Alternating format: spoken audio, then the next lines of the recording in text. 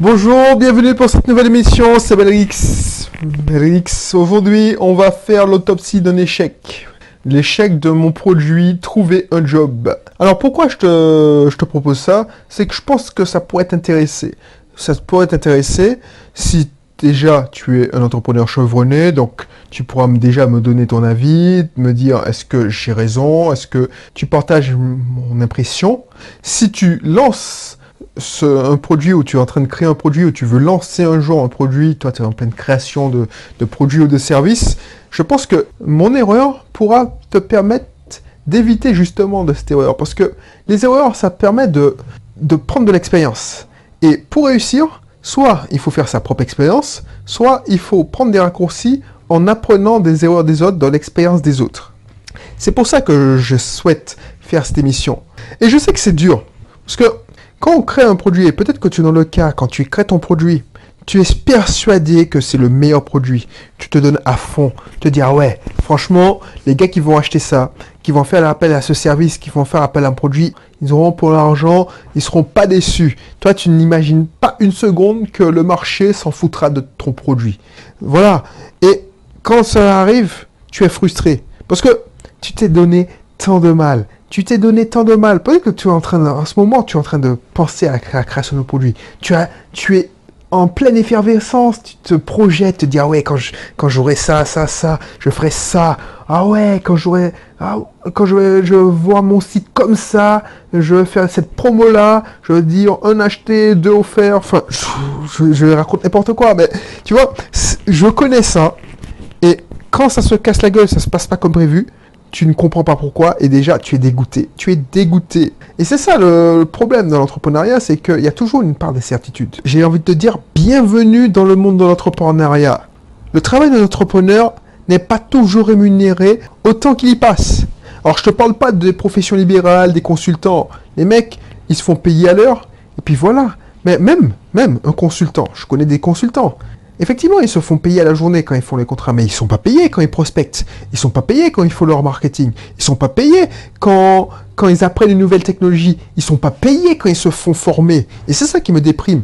Moi, je regarde que quand j'étais salarié, je savais ce que c'était une formation. Je connaissais le prix. Quand j'envoyais mes collaborateurs en formation, je savais que c'était quand même 3 000 à 4 000 euros une formation.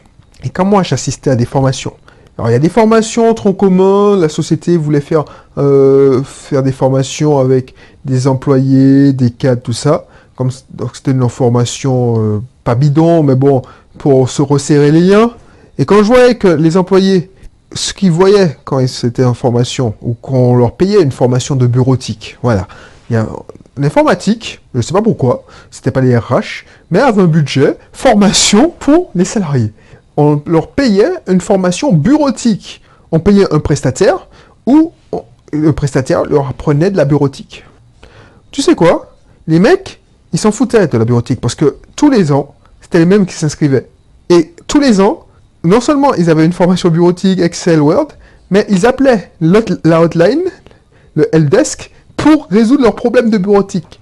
C'est à se taper la tête contre le mur. Parce que tu te rends compte, et pour avoir assisté à ce genre de formation, tu te rends compte que les mecs, déjà, ils sont payés pour se faire former. Et puis ensuite, ils s'en foutent de la formation, ça leur permet de rentrer chez eux plus tôt. Et en plus, ils veulent manger à l'œil et ça change parce que, tu sais, ils se font plaisir quand ils vont dans le resto. Allez, ils sont en formation, donc ils se font péter, je sais pas, le vin, tout ça. Donc, ils s'en foutent. Et c'est pour ça que l'entrepreneuriat, c'est ingrat. Parce que tu ne seras pas toujours payé pour le travail que tu as effectué.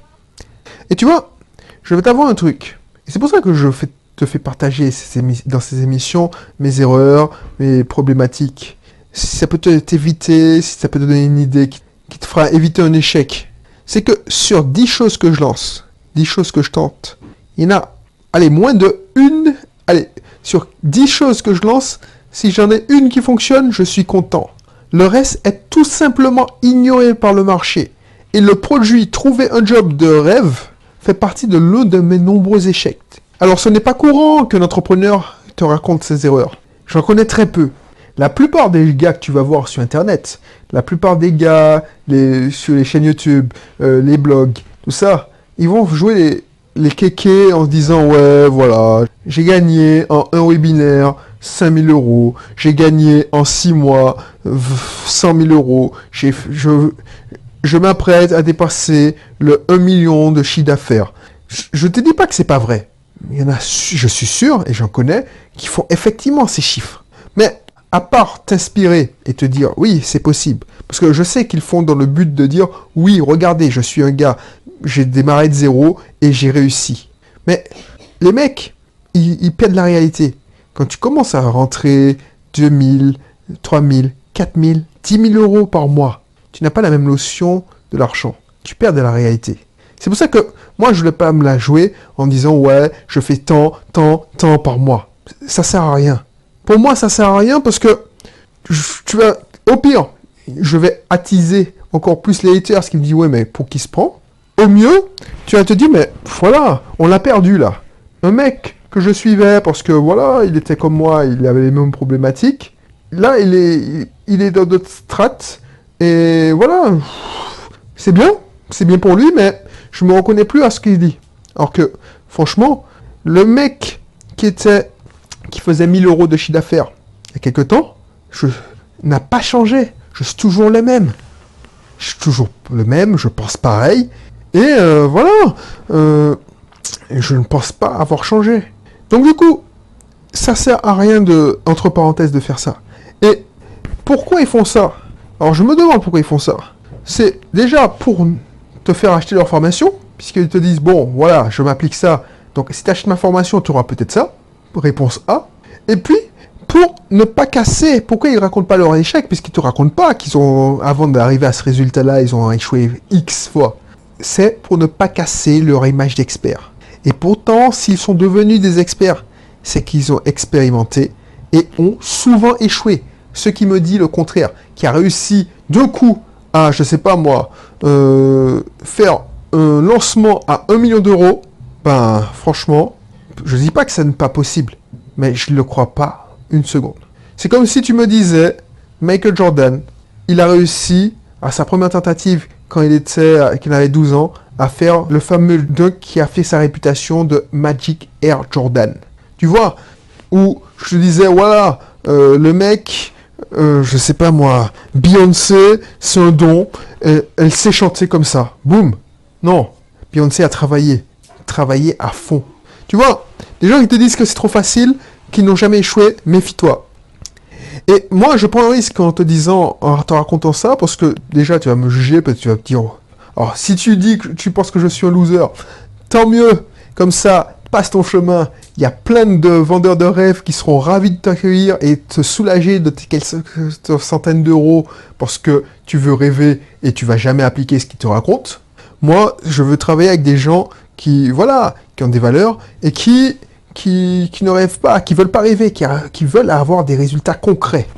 Et c'est pour ça que je fais ces émissions. Je ne veux pas divertir la galerie avec ce format long, on va plus au fond des choses. Car le grand principe, d'ailleurs ce que je te raconte, c'est que pour devenir un entrepreneur à succès, il ne suffit pas d'appliquer une recette toute prête, un plan pas à pas. Je sais que c'est un mot fort, je te vends un plan pas à pas. Mais moi je l'utilise d'ailleurs. Mais quand je l'utilise, c'est pour te dire, voilà, je te donne mon plan pas à pas, mon plan pas à pas. Parce que si tout le monde se contentait de suivre la méthode X d'un célèbre entrepreneur qui vend sa formation 2 000 euros et qui te dit qu'il a fait, lors de son lancement, 2 millions de chiffre d'affaires, 2 millions d'euros, ça veut dire, si tu calcules bien, qu'il a fait 2000 ventes. Et si il a fait 2000 ventes, ça veut dire que l'année d'après, même 6 mois après, il aurait dû avoir 2000 nouveaux millionnaires en France ou dans le monde francophone. Je te dis un truc, il n'y a pas de recette toute faite. Sinon, je ferai aucun échec commercial. Par contre, ce que je peux te donner, et quand tu achètes une de mes formations, je te vends mon expérience. Je te vends ce qui a marché pour moi. Tu peux aussi, et je fais beaucoup, et c'est ça que je fais, quand tu vas acheter une formation immobilière par exemple, je te fais un gros chapitre, au moins 8 cas d'études, où j'en ai bavé, je te donne tout ce que j'ai fait comme erreur, tout ce qui m'est arrivé comme mauvaise aventure. Et ça te permet de les éviter. D'abord, revenons à notre sujet principal. pourquoi, et c'est l'autopsie de mon échec commercial de trouver un job. D'abord, revenons à la genèse de ce projet. J'ai commencé ce projet car je voulais aider des gens qui galéraient à trouver un travail. Voilà, en fait, c'était... Comment j'avais eu cette idée-là? J'avais fait une formation pour trouver la perle rare. Je te la présentais, cette formation. Tu vois, c'est une formation qui fonctionne très très bien. Très très bien, déjà en termes de vente, et très très bien pour nous, c'est-à-dire le cabinet de mon épouse, on l'utilise pour recruter tous ses collaborateurs. Et ça fait des merveilles. Bref. Et je me suis dit, bon, je donne des conseils pour permettre aux entrepreneurs de détecter, de rechercher ce que j'appelle les A-players, c'est-à-dire les très très bons éléments. Parce que je sais pas si... Oui, je te l'ai dit il y a quelques temps, je crois que c'est l'émission du stress. Dans une équipe, dans un service, moi j'étais chef de service, il y a toujours un excellent élément, puis il y a 3 ou 4 moyens, et puis il y a un mec qui fout rien. Et toi, ton boulot de chef de service, tu veux garder ton équipe intacte, tu n'as pas envie de te faire chier à recruter, tu fais plus confiance au bon élément, qui rétribue aussi peut-être les meilleures augmentations, les meilleurs scoring, mais c'est lui qui compense. Et si tu faisais l'effort de recruter que des bons éléments, ton service marcherait mieux. Et ce qui fonctionne dans une PME qui a 200, 250 salariés, c'est encore plus important de recruter que des bons éléments quand tu es une petite PME de moins de 10, de moins de 50, moins de 10, tu vois. Et j'avais fait cette formation et je m'étais amusé. Voilà, je suis fier de cette formation. Et je me dis, bon, tu sais, tu vas faire le côté opposé. Tu vas aider ceux qui galèrent à trouver du boulot à devenir des A-players. Parce que je suis sûr que dans la masse de personnes qui cherchent du travail, il n'y a pas que des fainéants. Les gens, ils pensent que les gens qui recherchent du travail, s'ils ne veulent pas travailler, parce qu'on dit souvent à la télé, ouais, il y a du boulot, et je comprends pas, j'arrive pas à recruter. Et je suis sûr qu'il y a des gens qui n'ont pas tout simplement les bonnes méthodes. Parce que, pour l'avoir été au chômage après mes études, quand je suis allé en premier rendez-vous à la NPE, déjà, il faut 1 mois pour prendre rendez-vous à la NPE. Tu vas t'inscrire pour prendre un rendez-vous. On te donne en fait, le rendez-vous, c'est juste, on te dit, ouais, comment remplir un CV, on t'inscrit. Bref, je sais que la NPE, c'est plus la NPE, c'est Pôle emploi. J'aurais aimé avoir des astuces, parce que ce qu'ils peuvent te dire quand tu prends les brochures, c'est comment rédiger ton CV, lettre de motivation. Mais ça, tu dis ça sur tous les sites de recherche d'emploi. C'est des conseils bateaux qui ne mènent à rien. Et quand j'entends un pauvre chômeur qui dit, moi j'ai envoyé 50 lettres de motivation, j'ai aucune demande, j'ai aucune réponse, les mecs ils m'ignorent, et moi je connaissais ça, ça me fait de la peine. Parce que je lui dis, mais mon pauvre, mon gars, ma pauvre, franchement, quand je reçois une lettre de motivation, franchement, moi mon travail d'entrepreneur c'est que j'ai pas le temps. Au début je répondais aux demandes de stage, oui, bon courage, parce que je me souvenais ce que ça faisait. Au bout d'un moment, déjà tu délègues, et tu n'as plus le temps en fait. Et tu dis, mais à quoi bon lui dire non? Tu lui réponds pas.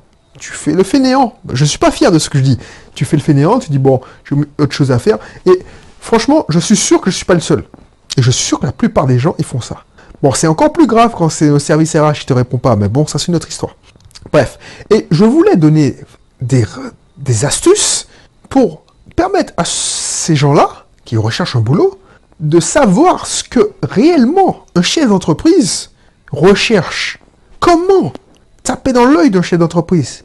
Et j'étais persuadé que je pouvais apporter et à donner de la valeur. Et c'est ça qui me fait chier, parce que j'y croyais dur comme fer. Je me disais, ouais, je vise une population d'entrepreneurs et cette formation, je la vends 200 €. Je fais une formation pour, pas me racheter, mais pour permettre à d'autres de trouver, de mettre les pieds à l'étrier et s'en sortir de la galère. Donc j'ai fait cette formation, je me suis déchiré pour cette formation, et j'étais sûr que ça allait fonctionner. Alors bien sûr, je donnais des solutions énormes, mais je savais qu'ils n'avaient pas les moyens. Donc je ne leur ai pas demandé de payer 97 € cash. Donc je leur proposais de laisser leur empreinte, de rentrer leurs coordonnées de carte bancaire, et que j'allais les prélever 3 mois après. C'était une possibilité de mon fournisseur de paiement en ligne. Du coup, tu as 3 mois pour appliquer ce que je t'apprends. Si tu es satisfait, et je leur demandais Si vous êtes satisfait et vous avez trouvé un boulot grâce à mes conseils, ok, vous ne faites rien en fait, vous laissez passer le prélèvement. Si vous n'êtes pas satisfait, vous voulez vous faire rembourser, pas de souci. Pas de souci, je ne veux pas vous prendre votre argent parce que vous n'avez pas eu de satisfaction. Faites, pour les plus honnêtes, ils pouvaient me dire « Ok, Belrix, arrête le prélèvement, stop le prélèvement, je ne l'ai pas trouvé, je ne suis pas tout satisfait. » Ça, c'est pour les plus honnêtes. Et même ceux qui avaient peur, ils disaient « Ouais, que j'étais un arnaqueur, tout ça. » Eh ben, ils allaient simplement faire opposition ou bloquer le prélèvement. Bref. Et mes amis entrepreneurs m'avaient dit « Mais voilà, quoi, pourquoi tu perds ton temps? Concentre-toi sur ton cœur de cible. Mon gars, même si tu perds ton temps. Tu perds ton temps parce que ce public est difficile. » Et je sais que j'avais même un ami qui m'avait dit « Mais franchement, tu vas tomber que sur des cas sociaux. Ces gens-là n'ont pas envie d'être aidés. S'ils sont au chômage, c'est qu'ils le veulent bien. C'est qu'ils font pas d'efforts. Parce que moi, quand j'ai créé mon entreprise, j'avais personne. Je crevais la dalle. Je me suis serré la ceinture. Eux, ils veulent le beurre et l'argent du beurre. Je t'avoue, je pense pas comme ça. Et moi, j'étais aveuglé. Parce que je me dis non. Peut-être qu'il y a des gens comme ça. Peut-être qu'il y a des gens qui sont assistés. Mais si je peux aider une seule personne qui en veut, parce que c'est ça que je voulais, aider quelqu'un qui en voulait, ben, j'aurais fait ma mission. Et voilà. Et puis, les mecs, ils avaient une offre en or. Ils avaient 3 mois pour se faire prélever. Et puis, si je permettais à, 20 personnes de trouver du boulot, quelques années plus tard, ils auraient continué avec mes formations plus haut de gamme, par exemple en immobilier.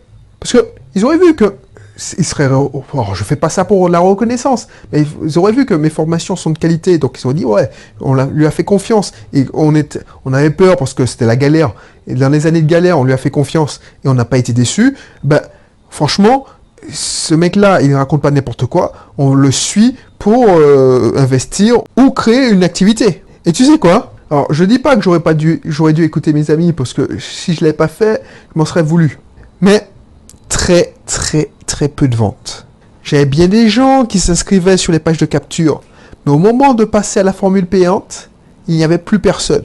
J'ai eu même des mails d'insultes de chômeurs frustrés qui m'accusaient de profiter de la misère alors que je n'ai pas fait payer 1 centime. Il avait eu tous les conseils gratuitement. Et c'est bien plus tard. Et c'est pour ça que je ralentis, tu vois, quand tu commences à être habitué à l'émission, quand je commence à ralentir, c'est que je te donne la clé. C'est que bien plus tard, que j'ai compris pourquoi ce produit n'avait pas fonctionné. Ce n'était pas la formation, car les rares qui avaient acheté étaient très satisfaits. Tu m'étonnes, pour le lancement, j'offrais 1 heure de coaching pendant 3 mois, toutes les 2 semaines. Ce qu'aucun conseiller de Pôle emploi fait. Les mecs m'avaient dit oui, j'ai vu le conseiller quand il a rempli mon dossier, il m'a contacté 6 mois après pour me convoquer dans une journée où j'étais obligé d'y aller. Il y a un organisme de formation qui m'a appris à faire mon CV, rédiger un truc, et il m'a convoqué il m'a parlé au téléphone pour faire son suivi 1 an plus tard. Les mecs, ils m'ont dit ça cash.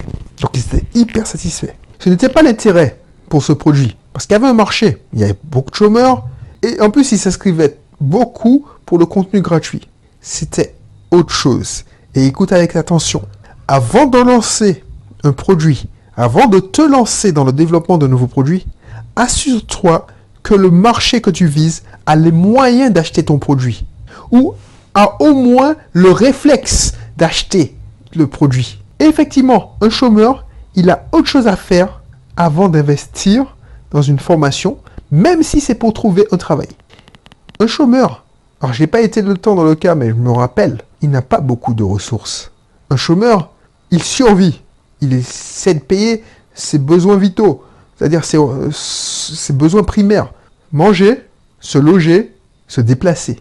Il n'y a pas de fioriture. Partant de ce principe-là, j'ai dit, bon, tu sais quoi, je vais baisser mon prix. Même si je ne gagne pas d'argent dessus, moi ce qui me fait plaisir, c'est d'aider mon prochain. Voilà, je mets ça à 27 €. Et j'étais prêt même à le mettre à 7 €, mais bon, c'était de dérespecter la valeur de mon travail.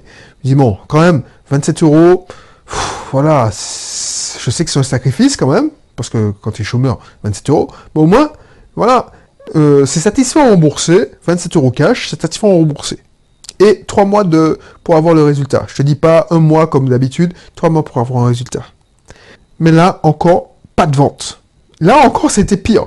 Là où j'avais fait une vente ou deux avec le produit quand j'étais à 97 euros, le même produit à 27 euros, c'était pas de vente du tout. C'est comme si le marché s'en foutait complètement de mon produit. Et pourquoi? Parce que même à ce prix, les gens ne pouvaient pas, ils ne voulaient pas dépenser. Ils voulaient des conseils gratuits. Parce qu'ils voulaient dépenser au minimum. Parce qu'ils avaient peur. Ils avaient peur du lendemain. Tu peux pas demander à quelqu'un qui ne sait pas de quoi demain est fait de dépenser, quoique même 7 euros. Alors tu vas me dire, oui, mais il arrive à trouver de l'argent pour acheter son nouveau smartphone à la mode. Mais je veux pas croire que tout le monde soit comme ça. Bref. Et j'ai commis cette erreur. J'ai fait un marché, non, j'ai créé un produit pour un marché qui ne peut pas acheter mon produit. Et je pensais que les gens seraient prêts à payer pour obtenir de ce dont ils ont vraiment besoin. Sauf que mes prospects n'avaient pas les moyens de payer. Ils n'avaient pas ce réflexe même. Retiens bien cela. Quand tu sors un produit, un service, assure-toi que ta cible a les moyens de payer. Autre indice qui devrait me mettre la puce à l'oreille.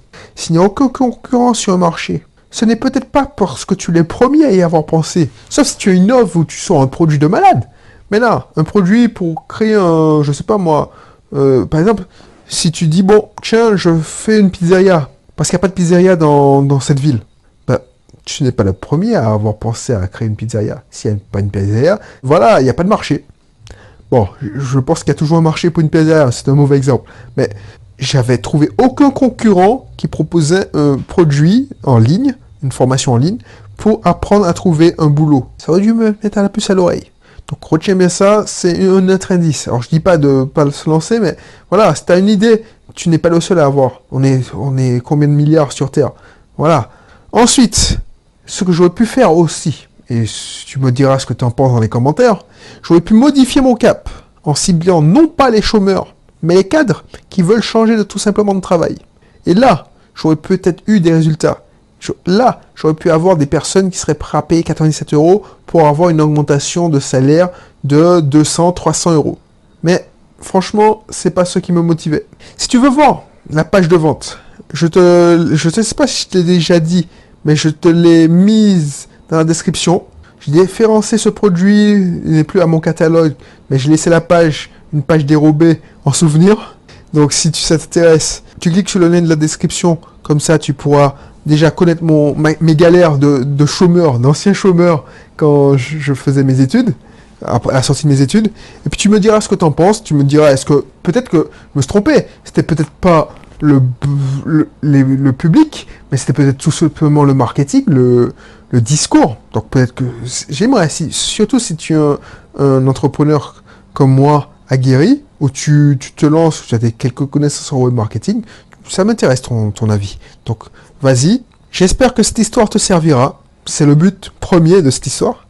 Et si tu veux voir, comme je t'ai dit, à quoi elle ressemble, voilà, clique sur le lien de la description. Sinon, je te dis à bientôt pour une prochaine émission.